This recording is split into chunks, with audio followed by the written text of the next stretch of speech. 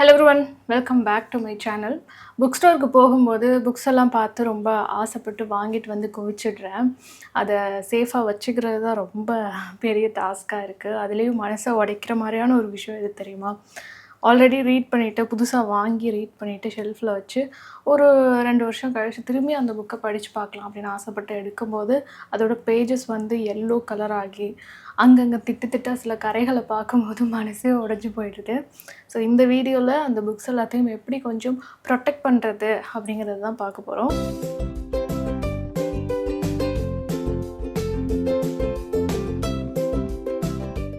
முதல்ல புக்ஸ் ஏன் இப்படி எல்லோ கலரில் ஆகுது தெரியுமா?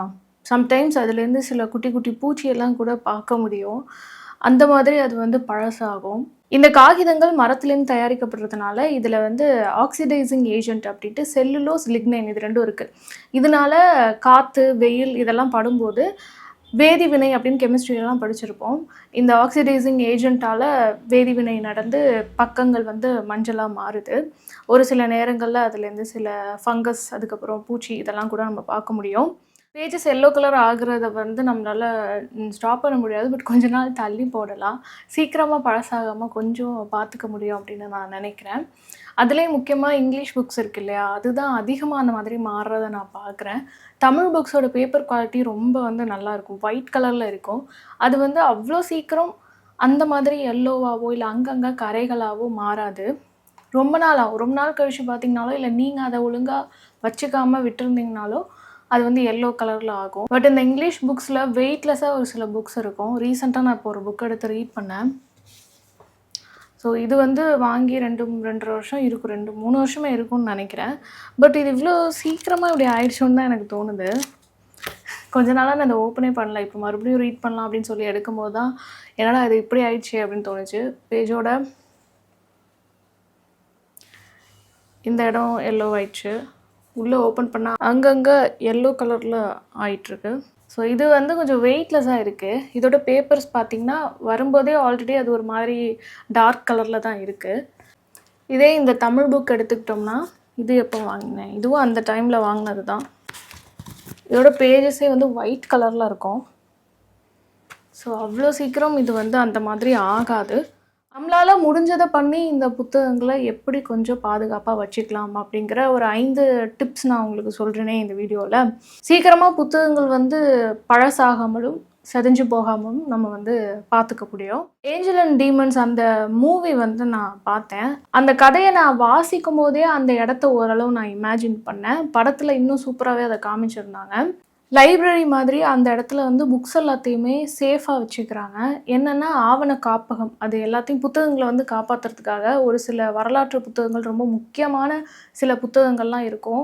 சும்மா அப்படியே வெளியில் போட்டிருந்தாலோ ஒரு ஷெல்ஃபில் எடுத்து வச்சுருந்தாலோ நாளடைவில் அது செதஞ்சு போயிடும். அது ரொம்ப முக்கியமானதாக இருக்கிறதுனால அது அவ்வளோ சேஃபாக அவங்க வச்சுருக்காங்க. அது அந்த இடம் எப்படி இருக்குன்னா ஃபுல்லாக இருட்டாக தான் இருக்கும். அங்கே வந்து ஆக்சிஜன் இருக்காது. உள்ளே மனுஷங்க போகும்போது மட்டும் கொஞ்சம் லைட் போட்டுக்கலாம்.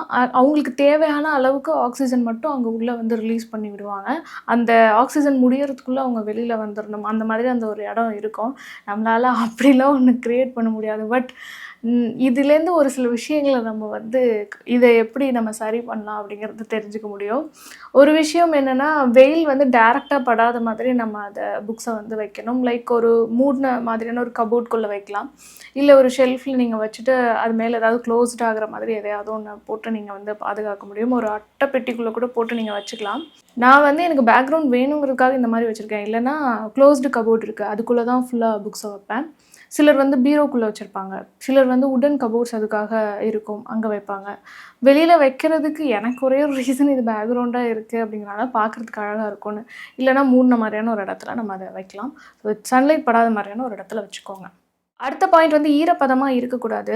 இப்போது கடலோரத்தில் இருக்கிற சில இடங்களுக்கு நீங்கள் போனீங்கன்னா தெரியும், அங்கே வந்து அந்த காற்றுலேயே ஈரப்பதம் இருக்கும். அது நம்மளால் நல்லாவே ஃபீல் பண்ண முடியும்.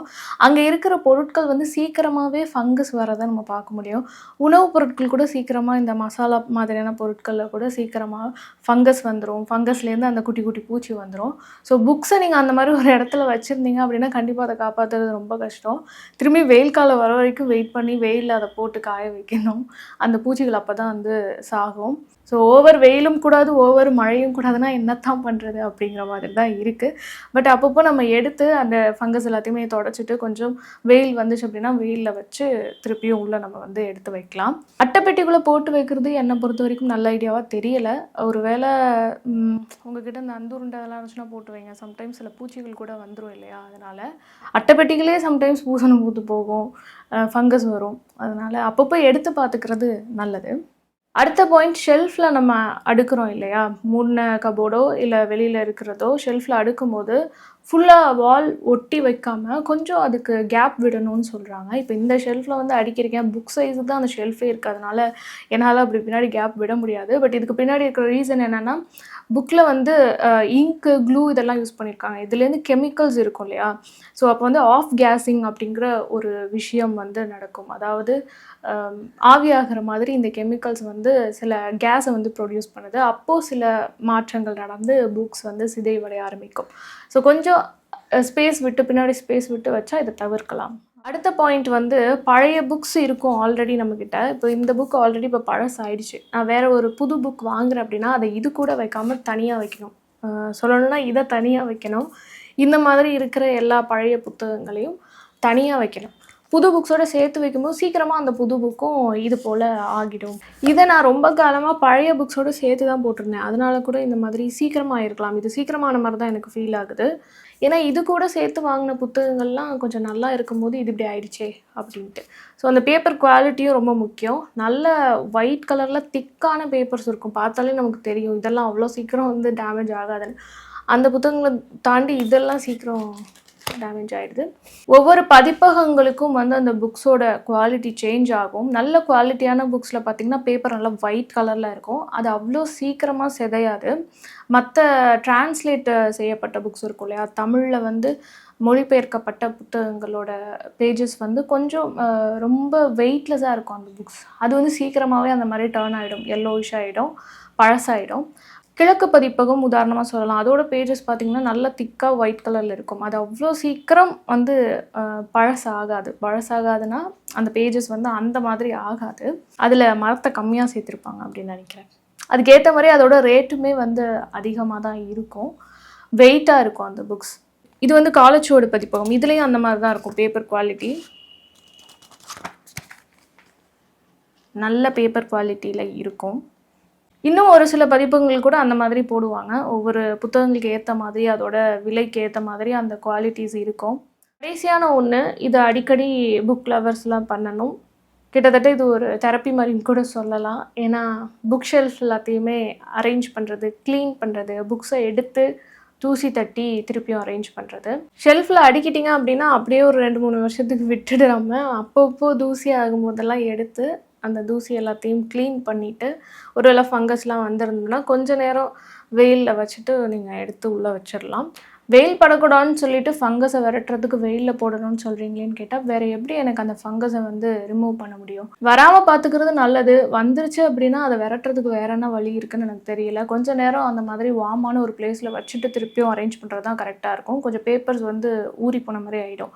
அந்த மாதிரி ஈரப்பதமாக இருக்கிற இடங்கள்லாம் இருந்தீங்கன்னாக்க அரேஞ்ச் பண்ணும்போது புக்ஸை வந்து நல்லா கொஞ்சம் டைட்டாக ஸ்ட்ரைட்டாக வச்சு அரேஞ்ச் பண்ணுங்கள். இல்லைனா அதோட இந்த பக்கங்கள் வந்து கொஞ்சம் டேமேஜ் ஆகிறதுக்கு வாய்ப்பு இருக்குது. அதனால் நேராக வச்சு அடுக்குங்க. கொஞ்சம் லூஸாக இல்லாமல் கோணமானலாம் அடுக்காமல் இப்படி சாஞ்செல்லாம் கூட சில இடங்கள்லாம் அடுக்கியிருப்பீங்க. அப்படி இல்லாமல் நேராக வச்சு அடுக்கும் போது புக்ஸோட ஸ்பைன் வந்து டேமேஜ் ஆகாது. இது என்னோட டிப்ஸ். கோணமானலாம் வச்சு புக்ஸை வந்து கோணலாக ஆக்கிடாதீங்க அப்படின்னு நான் சொல்ல நினச்சேன். இதுக்கு முன்னாடி வரைக்கும் சொல்லியிருக்காங்கன்னு சொன்னேன் இல்லையா, இதில் ஒரு சில டிப்ஸை நான் வந்து சர்ச் பண்ணி பார்த்தேன். என் புக் இப்படி ஆகிடுச்சு, நான் என்ன பண்ணட்டும் அப்படின்னு சொல்லிட்டு. அது கூடவே சேர்த்து நம்ம ஒரு சிலது ஃபேஸ் பண்ணுறோம் இல்லையா, அந்த அனுபவத்தின் மூலமாகவும் உங்களுக்கு நான் சில டிப்ஸ் கொடுத்துருக்கேன். இது கண்டிப்பாக உங்களுக்கு யூஸ்ஃபுல்லாக இருக்கும் அப்படின்னு நான் நினைக்கிறேன். புக் லவர்ஸாக இருந்துக்கிட்டு புக்கை இப்படி பாதுகாக்கலைன்னா எப்படி? கிண்டலில் படிக்கிறவங்களுக்கு பிரச்சனையே கிடையாது. பட் எனக்கு வந்து கிண்டலில் படிக்கிறது அந்தளவுக்கு சூட் ஆகலை. ஃபிசிக்கல் காப்பியாக எடுத்து பேஜஸ் டேர்ன் பண்ணி படித்தா தான் மனசுக்கு திருப்தியாக இருக்குங்கும்போது இதை நான் சமாளித்து தான் ஆகணும். வீடு எங்கேயாவது ஷிஃப்ட் பண்ணுறோம் அப்படின்னா நிறையா அட்டைப்பெட்டி நிறையா இந்த புக்ஸ் எல்லாத்தையும் அள்ளி வச்சுக்கிட்டு தான் நம்ம வீடு ஷிஃப்ட் பண்ணணும். பட் எனக்கு அது எல்லாமே ரொம்ப பிடிக்கும். புக்ஸ் ரிலேட்டடான எல்லா விஷயங்களும் எனக்கு பிடிக்கும். இதை பற்றி வேறு ஏதாவது டவுட்ஸ் இருந்துச்சு, இல்லை நீங்கள் ஏதாவது புது டிப்ஸ் இந்த மாதிரி புக்கை வந்து ப்ரொடெக்ட் பண்ணுறதுக்கு இதெல்லாம் பண்ணுங்கள் அப்படின்னு சொன்னீங்கன்னா கமெண்ட்டில் சொல்லுங்கள், நாங்களும் தெரிஞ்சுக்கிறோம். இன்னொரு சூப்பரான வீடியோவில் உங்களை நான் மீட் பண்ணுறேன். டடா. வெயிலில் போடக்கூடாது, ஆனால் நம்ம கொஞ்சம் அதை பராமரிச்சிக்க வேண்டியதும் அவசியமாக தான் இருக்குது. எப்படிப்பட்ட புத்தகமாக இருந்தாலும் கொஞ்சம் தூசியெல்லாம் தட்டி வச்சாதான் அது ஒழுங்காக இருக்கும்.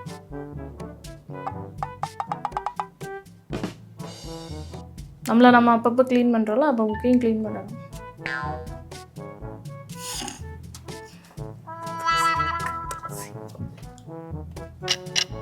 இன்னொரு சூப்பரான வீடியோவில் உங்களை